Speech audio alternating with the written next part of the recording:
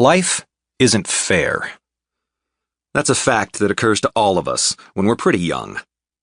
Whether it comes to us in a very real and serious way, maybe when a parent dies early, or whether we learn it in a much less heavy fashion on a playground somewhere, the fact gets through. Planet Earth isn't a fair place. It's unfair in a broad variety of different ways, some worse than others, but it isn't fair. Not for anybody. And that's pretty much the fairest thing about it. It had been a tough year for me, ever since the last Titan attacked the city. I'd lost friends, plural, in the battle. One of them had been Murphy. She'd bled out while I held her. She'd been shot in the neck. Accidentally. Whenever I closed my eyes, I saw her face, lips going blue, skin turning gray.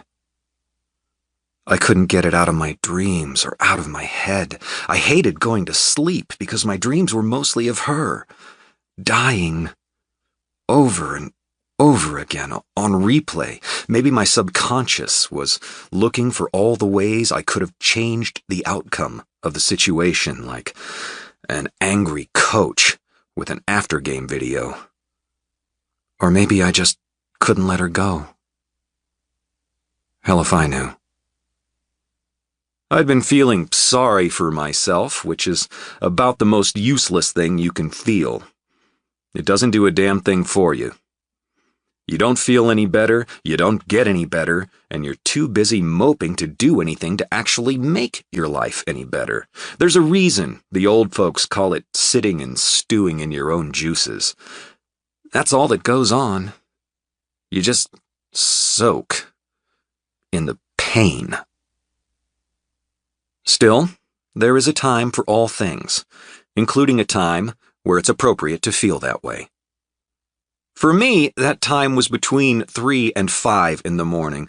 I couldn't sleep more than 3 or 4 hours a night, and when I'd wake, I would lay there with my eyes closed and hurt. Sometimes I'd drift into a nightmarish doze again. For most of a month, though, I had just laid there, hurting. My purely mechanical alarm clock would go off at 5. Not to wake me up, but to tell me it was time to put those feelings away for a while. It's okay to hurt. It's not okay to fail the people who rely on me. That was my point of balance.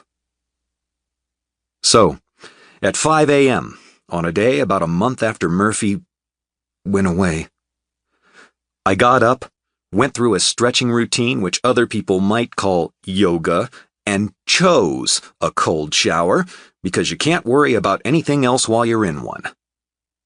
Then I dressed, faked being a functional human, and shambled out of my chambers in the castle and to the kitchen for breakfast. It was a huge room full of stainless steel furnishings and polished concrete floors. My big old gray tomcat mister trotting gamely along at my heels, and sometimes in front of them, helpfully keeping my balance in training. Will was waiting for me with a cup of coffee. Will Borden, the werewolf, had been taking a break from being Will Borden, the dad and engineer, to help me out around the house. He was a blocky man, with medium brown hair and beard, built like 3/4 of a professional linebacker. His head came up to my sternum. He wore a suit with no jacket or tie, but he had a clipboard thick with papers in lieu of a tablet or smartphone, in deference to the fact that carrying serious tech in the castle would have killed the devices in moments. "Huh," he said, and passed over a cup of coffee from the old army coffee machine Michael had refurbished and given me. I accepted it with a polite, "Huh." We sipped for a moment. "Okay," I said. "I think I can understand English now."